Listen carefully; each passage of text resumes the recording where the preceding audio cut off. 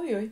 Eu sou a Nathalie Della Russe, sou produtora cultural e esse é o curso de produção de shows e eventos musicais. No encontro anterior, eu falei sobre shows e espetacularização de eventos em geral. Falei sobre os impactos sociais e emocionais dos eventos em geral na vida dos seres humanos. Falei sobre espetacularização de eventos e sobre P.T. Barnum, considerado o primeiro mega empresário do entretenimento, e sobre a espetacularização de shows e festivais. Além disso, falei sobre o início das casas de show no eixo Rio-São Paulo através do teatro de revista e sobre os mais importantes shows internacionais do Brasil dos anos 50 até os anos 80. E deixei como indicação o filme Aconteceu em Woodstock, dirigido pelo cineasta Ang Lee e lançado em 2009. A sinopse do filme é a seguinte: no verão de 1969, no estado de Nova York, Elliot divide seu tempo entre o Greenwich Village e o motel de seus pais nas montanhas que está falindo. Quando organizadores do Festival de Woodstock planejam o histórico evento musical de uma geração, Elliot se envolve e oferece um motel e terrenos na cidade para a organização do evento, mas sem imaginar a proporção gigantesca que o festival iria tomar. Esse filme é muito legal e ele está disponível para assistir na Apple TV, mas também tem um livro à venda. O nome do autor é Elliot Tybur e o tema de hoje é a produção. Uma palavra tão curta que consegue descrever um mundo inteiro cheio de detalhes. Tem algo que é muito importante que um produtor saiba, mas que eu não estava conseguindo encaixar em nenhuma das outras aulas do curso, então vai precisar ser aqui mesmo. Você sabe como se veste um produtor? Pode parecer uma grande bobagem falar nisso, mas o que você veste impacta diretamente no seu trabalho e eu não estou falando exatamente de aparência. Não pula essa aula, é muito importante falar disso. O produtor passa boa parte do seu tempo de trabalho em pé, tendo que andar longas distâncias, muitas vezes a céu aberto, correndo o risco do tempo mudar, pegar chuva, passar frio, e é por isso que é tão importante a gente falar disso. Então, use sempre sapatos que não molhem, que não escorreguem, e use roupas confortáveis, mas esteja apresentável. Aquela calça de moletom furada e com joelhão só serve para você ficar em casa, combinado? É importante também dar preferência por roupas e sapatos pretos ou de cor escura, pois no palco quem tem que aparecer é o artista. Você precisa estar camuflado. Uma vez eu fui com os amigos filmar um show de um artista nacional bem conhecido num teatro. Era um trabalho para o curso de cinema. Eu ficava sempre nos cantinhos do palco para não aparecer em cena sem querer, entre o que a gente chama de pernas, que são umas tiras de tecido que ficam nas laterais do palco, sempre paralelas umas às outras, justamente escondendo a coxia. Eu estava com um casaco roxo berinjela, pois naquela noite estava muito frio, e esse era o único casaco quente que eu tinha. Mas ali nos cantinhos do palco, parecia até que meu casaco era preto. Como eu ficava nos cantos, a imagem que eu estava captando com a minha câmera não era das melhores, só ângulo lateral, que dá para usar um trecho ou outro nos cortes na hora de edição.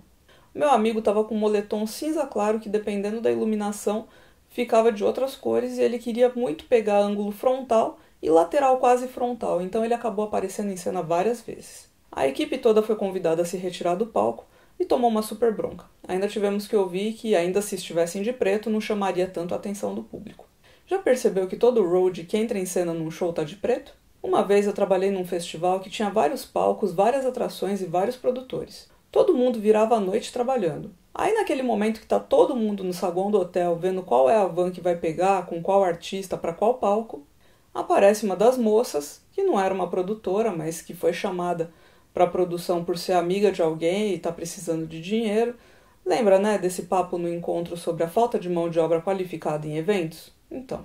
E ela estava usando um vestido rodado, roxo, de malha, na altura dos joelhos, com botas de cano alto, de salto fino e bico fino. Eu olhei e desacreditei no que eu estava vendo, porque a demanda de trabalho ali era de no mínimo 12 horas, direto, meio que sem saber o que a gente ia encontrar pela frente. Era maio, outono quase inverno, dias quentes e noites geladas. No meu caso específico, não só eu trabalhei por 38 horas direto sem dormir, mas naquela noite uma das coisas que eu precisei fazer foi subir e ficar em pé por 4 vezes em cima de um case grande no palco. Eu fiz isso para levantar o backdrop que fazia a divisão do backstage para o palco, pois o artista que eu estava produzindo era cadeirante e não tinha como ele dar de cara no pano sem saber o que tinha do outro lado, se tinha pessoas, cabos, cases. Ele precisava enxergar o caminho, e inclusive a cadeira de rodas podia enganchar no pano de fundo, então eu estava ali atenta todas as vezes que ele entrava ou saía do palco, eu já ficava em pé no case e levantava o pano de fundo. Quando eu voltei pro hotel, eu soube que a moça do vestido roxo tinha torcido o tornozelo no meio da produção de um show e precisou seguir trabalhando com dor e com aquela bota até conseguir voltar pro hotel. E aí, no meio de uma equipe, quando alguém se machuca e não pode voltar a fazer o trabalho de campo, sobra para todo mundo, pois as demandas de quem se machucou vão precisar ser redistribuídas. Além disso, muitas coisas no local do evento são sujas, por exemplo, cases, cabos.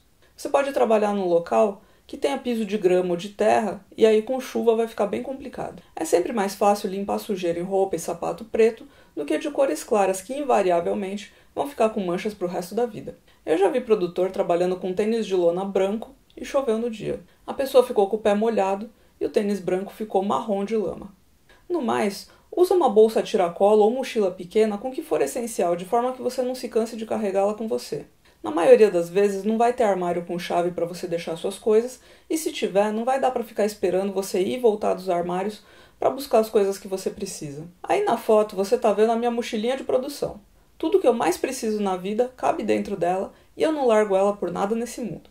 E sim, eu fico com ela nas costas o tempo todo. Por ela ser pequena, ela não fica pesada. Esse papo de usar cartucheira, que é algo que eu já acho o nome absurdo, tipo, chama logo de pochete, porque é isso que esse acessório é, uma pochete. Sinceramente, pra mim não funciona e você já vai entender o porquê.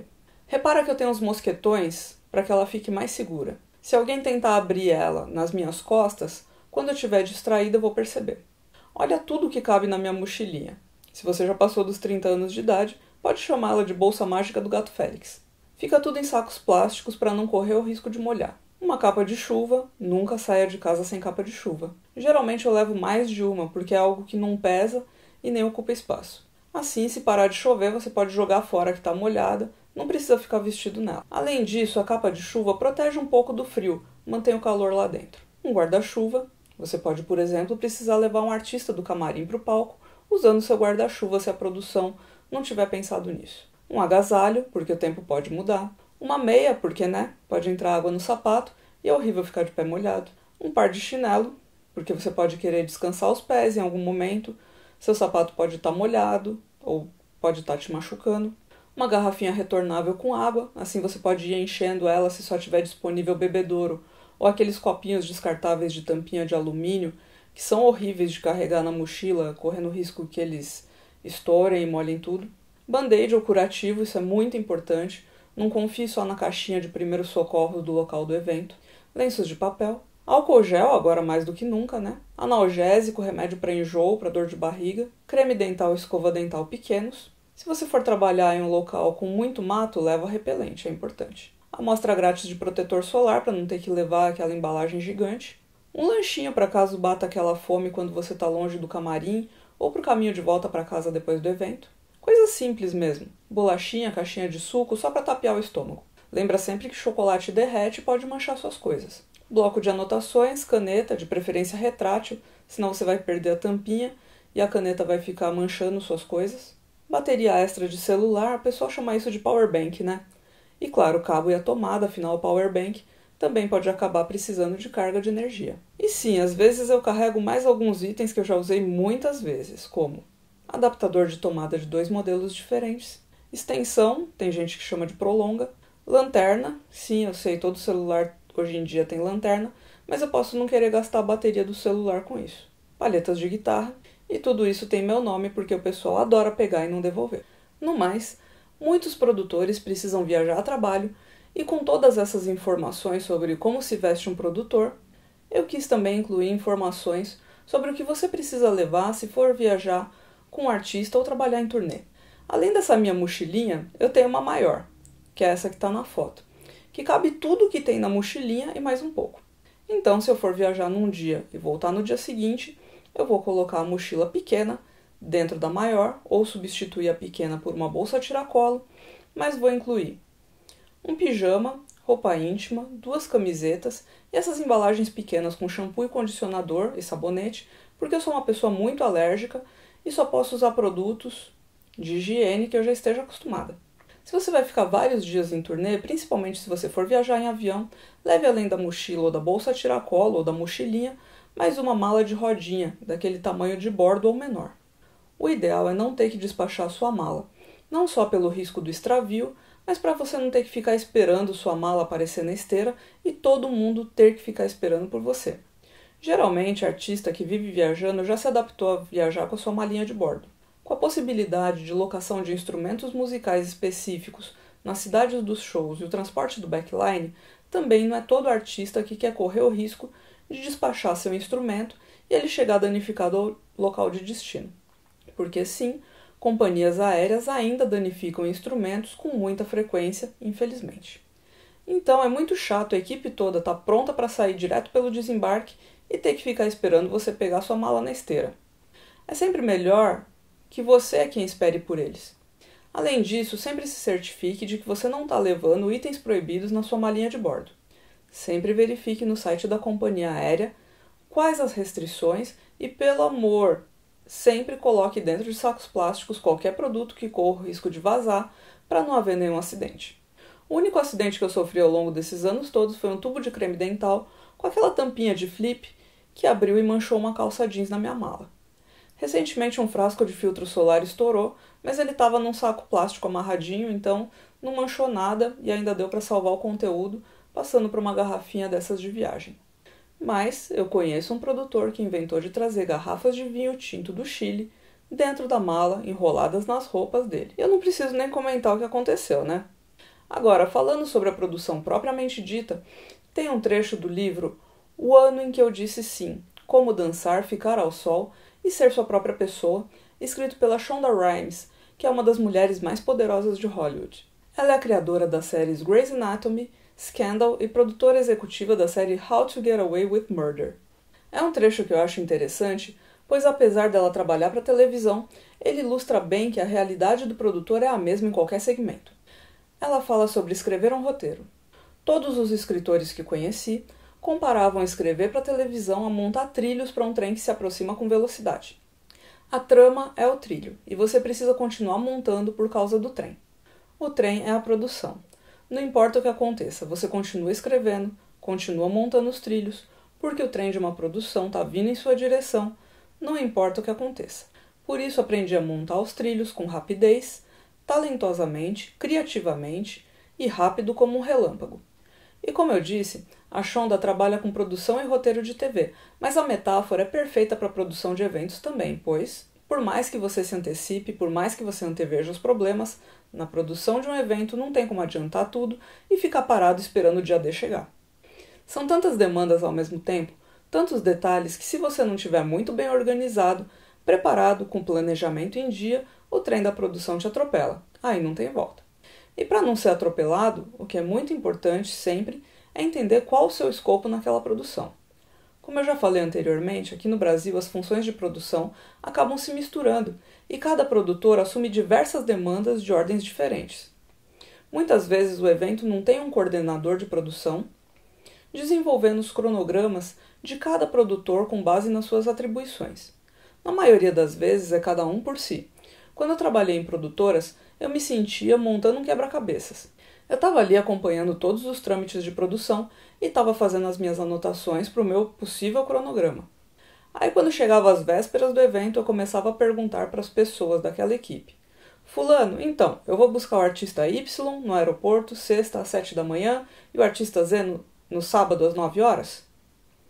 No domingo eu vou levar a banda A para o palco às 14h30? E assim eu ia me organizando e montando meu cronograma. Mas eu via muita gente que chegava no saguão do hotel e perguntava para os produtores que coordenavam a logística: e agora, o que eu faço? Como eu já disse anteriormente, ser proativo é uma excelente qualidade de produtor. E aí, na proximidade do evento, o produtor que durante meses pode já ter trabalhado no planejamento, na organização do projeto, já desenrolou várias questões logísticas como vistos, passagens aéreas, transporte terrestre, hospedagem, pode já ter cuidado do credenciamento de imprensa para o dia do show, ou pode simplesmente estar chegando ali 2 dias antes do evento como freela, vai agora encarar o turbilhão que é o evento propriamente dito. As demandas relacionadas ao período específico do evento geralmente são recepção dos artistas nos aeroportos ou rodoviárias, hospedagem dos artistas, transfers com os artistas para entrevistas em emissoras de rádio e TV, mas às vezes podem haver também entrevistas coletivas, geralmente organizadas no próprio hotel, transfers com os artistas para ensaios em estúdios, se houverem músicos locais que vão fazer alguma participação no show, transfers com os artistas para as venues onde os shows acontecem, transfers de retorno pós-show para os hotéis, transfers para aeroportos e rodoviárias para que os artistas retornem para suas cidades de origem. No meio de cada uma dessas demandas, o produtor pode precisar comprar algum produto específico que o artista precise, pode também acompanhar o artista em algum restaurante ou loja. Eventualmente, o artista pode querer fazer algum passeio no que é chamado de day off, ou seja, o dia de folga, se houver. Aí vai do seu escopo de produção acompanhar ou não, e claro, isso depende do que for acertado com a sua chefia.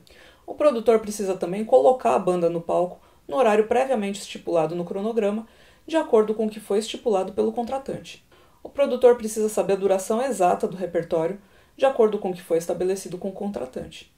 Às vezes o artista acha que está agradando muito, tocando todos os bis que a plateia pede, mas os funcionários da casa de show, teatro ou instituição cultural têm horário para fechar a casa e ir embora. Muitos deles pegam transporte público. Outras vezes, em se tratando de festivais, pode ser que tenha outras bandas tocando depois desse artista, então não convém tocar mais tempo do que foi previsto e com isso atrasar a entrada das próximas atrações. É função do produtor avisar a banda e a equipe técnica sobre os horários antes do show começar e lembrar disso a todos depois que o show terminar. É por isso que em cronogramas que são bem elaborados, sempre tem ali no final o termo em inglês curfew, que significa toque de recolher. Aquele é o horário máximo permitido para a permanência de qualquer membro da comitiva ou da equipe no recinto. Chegou nesse horário, é tchau e benção. O produtor precisa sempre ficar em local de fácil acesso caso a banda precise de alguma coisa, mas isso não quer dizer que o produtor vai exercer a função de roadie. Já vi muito produtor que aproveita a hora do show para ir no camarim tirar uma soneca. Isso é bem errado. Você pode sim dar uma passada pelo camarim, dar uma arrumadinha, tirar as latinhas vazias de cima da mesa, rearrumar os lanches, colocar a louça suja num canto para que não atrapalhe, mas isso é algo rápido apenas para melhorar o conforto e a higiene do ambiente. Isso é coisa de 10, 15 minutos e volta para o palco. Por exemplo, o vocalista de uma banda que eu estava produzindo caiu do palco, faltando umas 3 músicas para o show acabar. Tinha algum cabo mal preso no piso do palco, ele estava com uma bota de solado liso, escorregou e caiu sobre o público. Eu estava ali no palco, corri para a boca de cena para ver se ele estava bem, mas os roadies e seguranças que resgataram ele. O outro produtor estava bebendo o uísque da banda com 2 moças no camarim. Eu estava ali para receber o artista de volta ao palco, ver se ele estava bem e por sorte ele conseguiu terminar o show. Falou para o público que tinha caído do palco porque tinha bebido demais e o que era mentira, mas o personagem continuava incorporado apesar do acidente. Quando ele saiu do palco é que ele se despiu do personagem e ficou mal com a dor. Minha função ali foi ajeitar bolsas de gelo com sacolinhas de supermercado enroladas em toalhas de rosto, além de dar analgésico que eu tinha na minha mochilinha de produção, pois não tinha na caixa de primeiros socorros da casa de show. Eu precisei achar farmácia aberta depois do show para comprar relaxante muscular, pomada para contusão e emplastros para que ele estivesse bem no dia seguinte para pegar um voo de 12 horas para casa. Esse mesmo artista, no dia seguinte, me pediu ajuda, pois parte do dinheiro do cachê tinha desaparecido de dentro do quarto dele no hotel. Considerando que era o dia em que ele voltaria para o país dele, eu fiz uma procuração bilíngue e peguei o mesmo modelo antigo de procuração de vistos, mas adaptei o teor do texto, para ele poder assinar, me autorizando a fazer o boletim de ocorrência em nome dele e tomar as devidas providências. Ou seja, no dia seguinte ao retorno dele, lá fui eu na DEATUR, que é a Delegacia de Atendimento ao Turista, explicar o caso e fazer o BO. Acabou que não deu em nada, só viram a camareira entrando no quarto dele e acharam que não poderia ser a culpada. Se pegaram no fato de que o artista não tinha utilizado o cofre, então não se importou se o dinheiro corria o risco de ser roubado. A parte mais desconcertante foi ter que ouvir do empresário que me contratou como freela que eu não devia me estressar tanto, já que provavelmente não tinha havido roubo nenhum e o artista estaria inventando tudo isso para ver se o empresário ressarcia ele. Então assim, a gente faz a nossa parte, da melhor forma, com empatia, com compreensão, mas muitas vezes outras pessoas na equipe não têm a mesma visão que você tem. Um outro caso que não tem nada a ver com esse, mas que ilustra bem as situações com as quais os produtores precisam lidar, é que em 2011 eu trabalhei com um artista estrangeiro que, como o convite para ele vir ao Brasil aconteceu muito em cima da hora, ele precisou vir sozinho, pois não tinha nenhum músico disponível para vir com ele e nós ajeitamos uma banda local para acompanhar ele. A convivência com ele nos dias em que ele esteve aqui foi ótima, ele foi muito simpático e atencioso, e depois que ele voltou para os Estados Unidos, a gente continuou se falando esporadicamente. Nisso, Em algum momento, ele perguntou se havia a possibilidade de eu conseguir outros shows para ele por aqui. Não me custava quase nada tentar, e eu estava sempre oferecendo ele para os contratantes com quem eu trabalho. Todo mundo se interessava, mas todo mundo achava muito caro trazer ele para poucos shows. Aí um belo dia, em 2015, se não me engano, eu vi uma divulgação de um festival organizado para a inauguração de um bar, e o tal músico tocaria nesse festival. Tinha sido aniversário dele uns dias antes, eu mandei e-mail dando os parabéns, e ele não tinha comentado nada a respeito. Fiquei chateada, já que eu estava desde 2012 oferecendo o show dele para vários contratantes, e que se eu soubesse dessa negociação com o tal bar, seria uma grande chance de conseguir mais shows, principalmente no interior de São Paulo, já que o show do festival era na capital. Seria vantagem para todo mundo. Para ele, que viria para vários shows e consequentemente receberia mais dinheiro, para mim, que conseguiria fechar ao menos umas 3 datas, um valor mais atrativo para os contratantes e também para os organizadores do festival, que teriam com quem dividir as despesas de visto e passagens aéreas. Questionei o artista, ele disse que eu tinha demorado muito para apresentar resultados. Lembrei a ele que eu nunca deixei de dar o feedback dos contratantes sobre o valor total da produção ser muito alto e não ter com quem dividir, e ele nunca se interessou em me mandar uma contraproposta. Infelizmente, eu não tinha como tentar negociar, a data do festival já era muito próxima e os contratantes com quem eu trabalho fecham programação com cerca de 3 a 4 meses de antecedência. Mas como eu sempre acho que nem tudo está perdido, eu aproveitei a deixa para conversar com os organizadores do festival. Me apresentei, falei que eu já tinha trabalhado com ele, expliquei que se alguém tivesse entrado em contato, a gente podia ter aproveitado melhor essa oportunidade. Os organizadores ficaram super chateados pelo artista não ter falado de mim para eles. Aí eu me coloquei à disposição para trabalhar na produção, já que eu conhecia e da outra vez tinha dado tudo certo. Mas eles disseram que a equipe já estava formada. Só me sobrava então ir para o festival para assistir ao show mesmo. Quando foi no dia que o artista devia pegar o voo, uma das pessoas da organização me mandou uma mensagem desesperada, querendo que eu falasse com o artista, pois ele havia desistido de vir. Primeiro, ele não quis ir no consulado pegar o visto de trabalho, pois demorou muito para sair, então ele disse que viria como turista. Depois pegou o voo para a América do Sul, mas na metade do caminho o voo voltou, pois um vulcão no Chile estava expelindo cinzas. Só que ele tinha um show na Argentina antes de chegar aqui, então havia tempo hábil para a organização do festival aqui tentar pegar um voo direto para o Brasil para ele, para que ele não passasse por aquela rota, que tinha uma escala no Chile.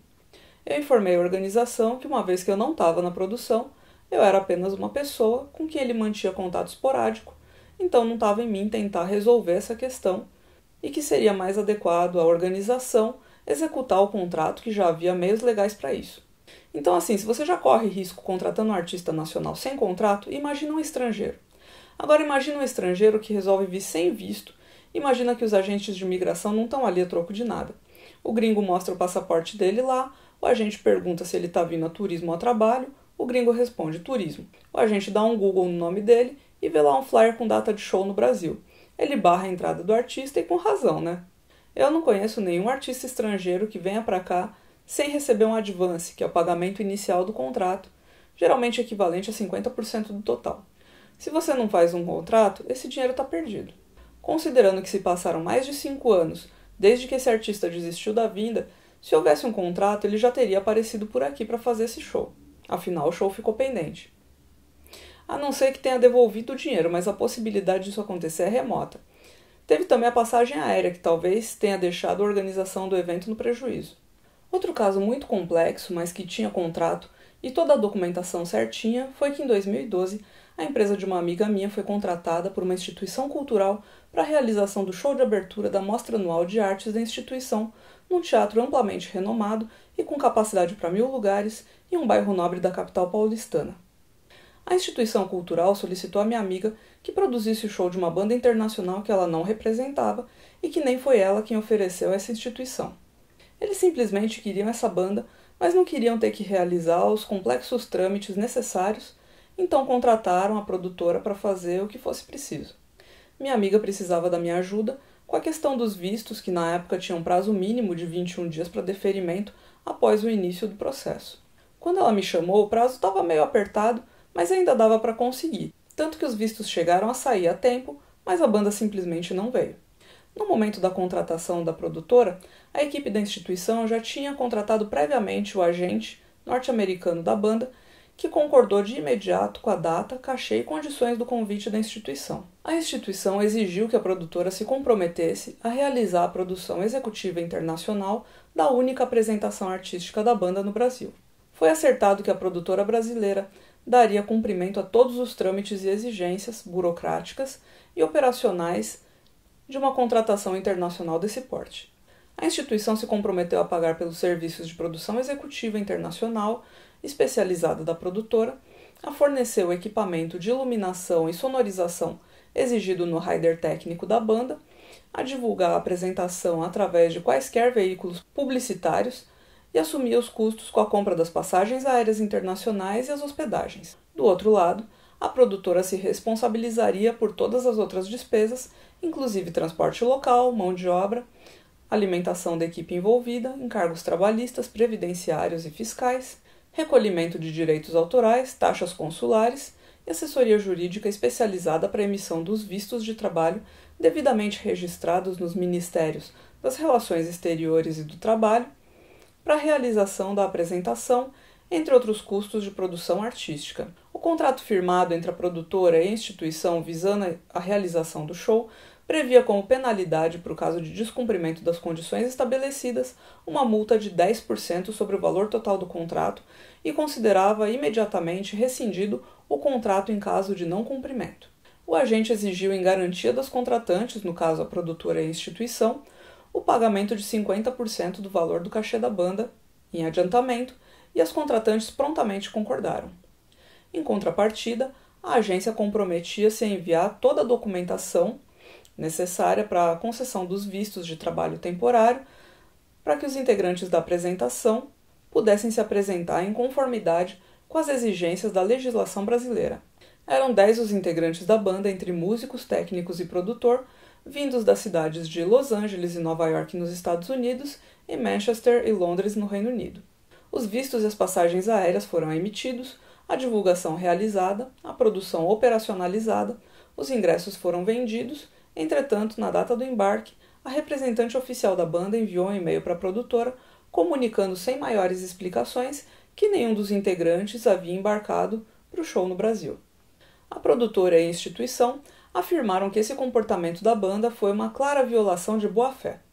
As contratantes tiveram diversas despesas para garantir a viabilização da apresentação, como a antecipação dos 50% do cachê da banda, emissão das passagens aéreas, contratações de traslados, locação de rider técnico, verbas de marketing, assessoria jurídica especializada para emissão dos vistos de trabalho, taxas consulares, impostos sobre as operações financeiras internacionais, entre outros. A violação de boa-fé é explícita na conduta da banda e por consequência de sua representante legal, em vista de que todas as fases da negociação haviam sido perfeitamente executadas por todas as partes até a data de embarque da banda.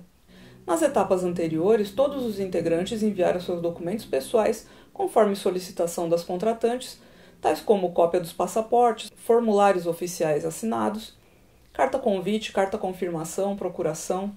Receberam pagamento do sinal e os tickets das passagens aéreas, sem que qualquer informação sobre um possível cancelamento tenha sido sugerida pela banda ou seu agente. As contratantes tiveram então que exigir a devolução integral, com juros e correção monetária, do adiantamento dos 50% do cachê pago, além de buscar uma indenização pelas perdas, danos e lucros cessantes pela não realização do show, além dos danos morais também exigidos por conta de terem tido sua reputação profissional abalada.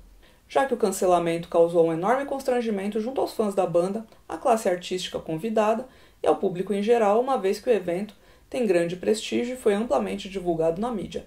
Você consegue imaginar a dor de cabeça causada por tudo isso? Tanto para a produtora como para a instituição? Entende por que eu estou falando tanto da necessidade de contrato com quem quer que seja?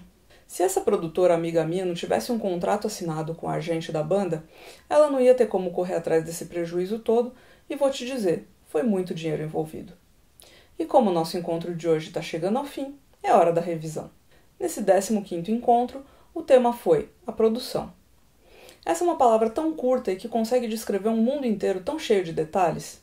Eu falei um pouco sobre como se vestir de modo a conseguir trabalhar se sentindo confortável, pois o trabalho de produção pode ser bem pesado com muitas horas em pé ou debaixo de chuva. Falei sobre várias situações que podem acontecer na proximidade ou mesmo no dia do evento.